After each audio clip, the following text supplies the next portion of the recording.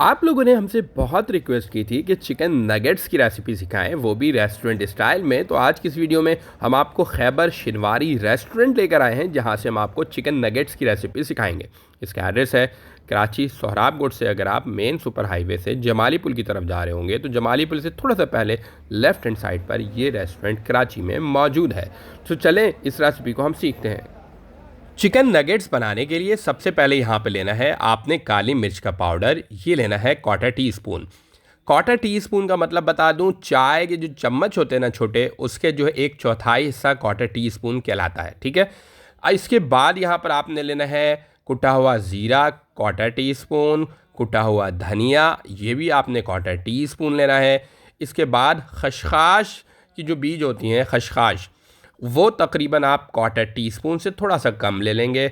इसके बाद अजवाइन क्वार्टर टी स्पून से कम लेना है, आपने चौथाई चाय की चम्मच से कम लेना है। ठीक है। इसके बाद आपने white paper quarter tea spoon लेना है। नमक आपने कोशिश करना है अपने जायके के मुताबिक ऐड करेंगे। इसके बाद जो बेकिंग सोडा होता है, खाने वाला जो बेकिंग सोडा जिसे बेकिंग पाउडर कहा जाता है, बेकिंग पाउडर जो है आपने यहाँ पर लेना है तकरीबन क्वार्टर टी स्पून से थोड़ा सा कम। इसके बाद चिकन पाउडर लेना है आपने क्वार्टर टी स्पून। हल्दी लेना है यहाँ पर आपने क्वार्टर टी स्पून।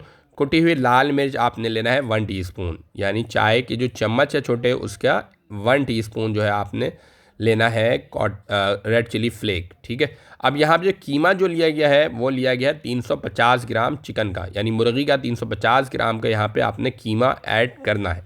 ठीक है।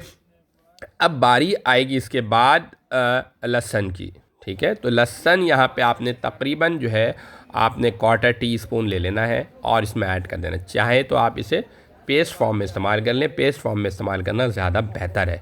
अब यहाँ पे कुकिंग ऑयल ले लेंगे। ये तकरीबन आप ले लें 2 टेबल स्पून 3 टेबल स्पून ले लें कुकिंग ऑयल, सिर्फ मिक्सिंग के लिए, ताकि मिक्सिंग इसकी बहुत अच्छे तरीके से और आसानी के साथ हो सके, इसकी बाउंडिंग अच्छी तरह से बन सके। तो देखिए अब इसकी इस तरह से आपने मिक्सिंग करनी है। तकरीबन 5 से 6 मिनट का टाइम लगता है। अब इसको रूम टेम्परेचर पर तकरीबन आपने 1 घंटे के लिए रखना है। 1 घंटे के बाद इसको आपने फ्राई करना है।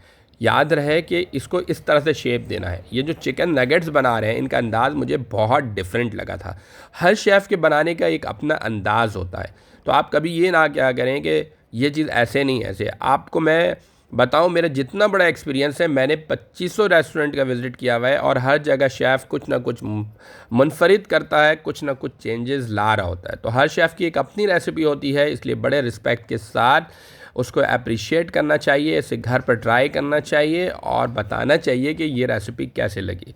ठीक है। अब यहाँ पे सबसे पहले एक अदद अंडा यहाँ पे ऐड करना है। फिर इसके बाद जो ब्रेड क्रम्स है उसमें आपने अपने जो नगेट्स की जो शेप दी है उसे ऐड करना है ब्रेड्स क्रम्स में। डबल रोटी की जो ड्राइड फॉर्म जो होती है बिल्कुल उसके अंदर, ताकि जो है ना इसके अंदर एक जो क्रिस्पी जो है ना वो आ सके। तो अब इस तरह से जितने भी नगेट्स हमने तैयार किए हैं उसको इस तरह से इसमें लपेटना है और इसके बाद इसको एक बर्तन में निकालते जाना है और फिर इसके बाद इसको डीप फ्राई करेंगे। याद रहे कुकिंग ऑयल बहुत ज़्यादा गर्म नहीं होना चाहिए, वरना आपके नगेट्स जल जाएंगे। लो टू मीडियम फ्लेम होना चाहिए ताकि आराम से आपकी जो ये चिकन नगेट्स है फ्राई हो सके। ठीक है। अब देखें, आपने चेक किया कुकिंग ऑयल बहुत ज़्यादा गर्म तो नहीं है, फिर इसके बाद आपने इसमें ऐड कर दिया। बहुत ज़्यादा अगर गर्म होगा तो एक बार फिर बता दूं, 1 से 2 मिनट के अंदर ही आपके नगेट्स जल जाएगा और आपकी सारी मेहनत ज़ाया जाएगी। तो इसलिए बहुत एहतियात के साथ इसे फ्राई करना है। जब इसके लास्ट शक्ल आपके सामने आएगी तो यकीन करें आपका दिल चाहेगा इसे ट्राई करने का, इसे खाने का, इसे घर पर बनाने का।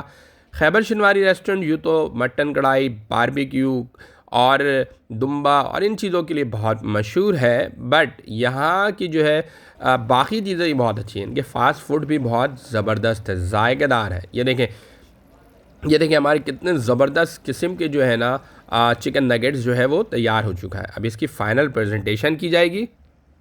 तो भाई जो शेफ़ हैं इन लोगों का शुक्रिया ज़रूर अदा किया करें कि अपनी रेसिपी ये आप लोगों से शेयर करते हैं। हर शेफ़ की अपनी एक ख़ास रेसिपी होती है, अपने एक सीक्रेट मसाले होते हैं।